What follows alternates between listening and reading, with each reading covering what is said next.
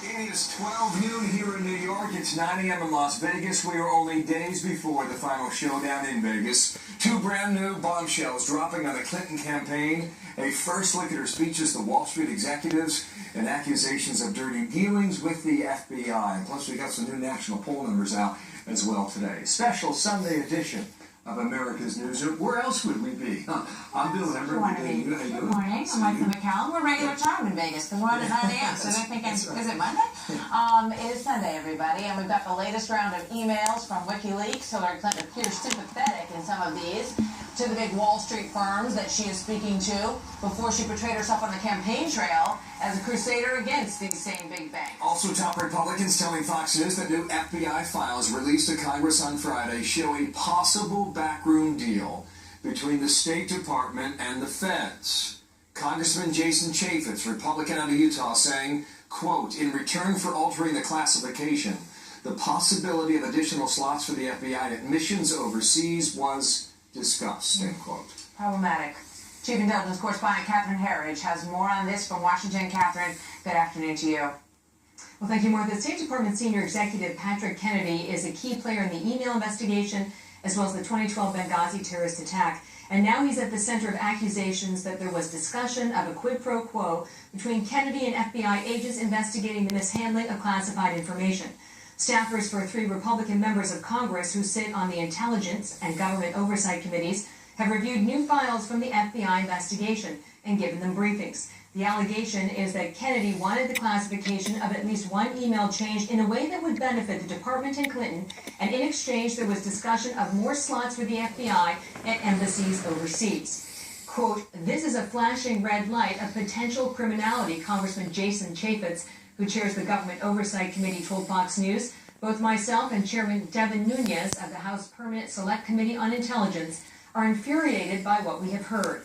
This morning on Fox News Sunday, anchor Brett Baer pressed Hillary Clinton's running mate on the accusations. To your knowledge, did anyone associated with Secretary Clinton or her campaign ask or instruct Kennedy to seek changes to classification of emails? Absolutely not. I have no knowledge that that happened. Absolutely not. But this FBI interview, first reported by Fox News, shows that one of Kennedy's subordinates told the FBI that in May 2015, that Kennedy was pressuring people to change the classification codes. Quote, Kennedy held a closed-door meeting with Redacted and Redacted, where Kennedy pointedly asked Redacted to change the FBI's classification determination regarding one of Clinton's emails, which the FBI considered classified. The email was related to FBI counterterrorism operations. The FBI provided Fox News with a lengthy statement last night in which they said the email classification was never changed in the end, and discussion of the classification and these overseas posts for the FBI was not in fact connected. There was no immediate response from the State Department, though in his FBI interview, Kennedy denied any wrongdoing. These FBI files are expected to be public sometime tomorrow morning. Then they can be independently reviewed by all of us, Martha. Thank you very much, Catherine Herridge in D.C. So a few new bombshells to think about on this Sunday afternoon, raising a lot of serious questions, which could come when Trump and Clinton face off on Wednesday night, 9 o'clock Eastern, here on the Fox News Channel. Byron York, chief political correspondent, Washington Examiner, and Fox News contributor. Byron, good Sunday to you. Let's pick up where Catherine was reporting there. What is significant about how she either defends herself or not on that this week? Well, this plays into this whole idea of whether Hillary Clinton is telling the truth about the whole email scandal, whether she's honest and trustworthy. This idea that perhaps an ally in the State Department went to the FBI, asked them to change this classification in a way that would benefit Clinton, and in return raise the possibility of, hey, there might be more jobs for FBI agents at embassies overseas. I mean, that's a serious problem. We should say that it didn't happen. So it was a discussion about something that ultimately did not happen. I think politically you have to ask yourself, would this have much effect on Clinton where other Benghazi-related, email-related allegations have not had as much effect on her? Remember that back to that 11-hour testimony that she did before the House committee. So this was communicated by Patrick Kennedy, right?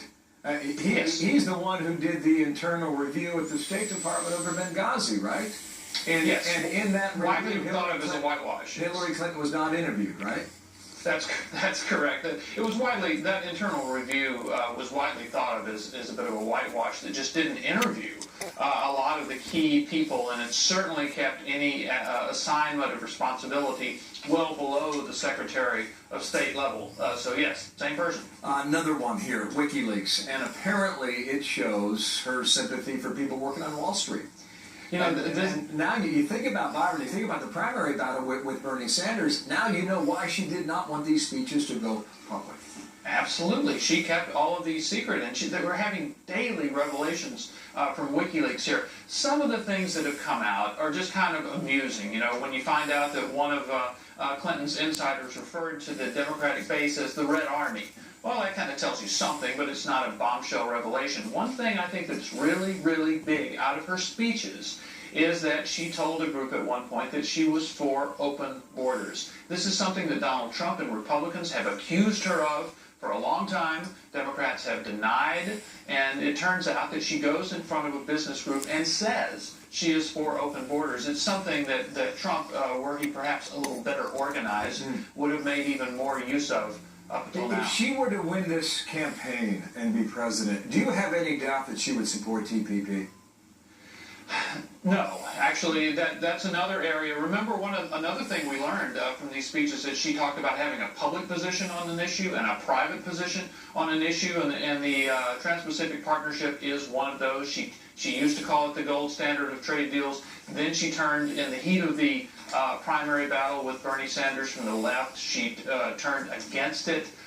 So I think it's one of those things in which her inclination and most of her supporters who are not on the Bernie Sanders left want her to support it. So it would be very difficult, I think, for her to oppose it, actually, once she becomes president. At the convention in Philly, she did not state it, that she would be against it. But she's kind of changed since then. Byron, thank you so much. Byron York, Thank you, Bill. Washington, D.C., some analysis today on Sunday. Thanks, Mark. And some new troubles for Donald Trump as yet another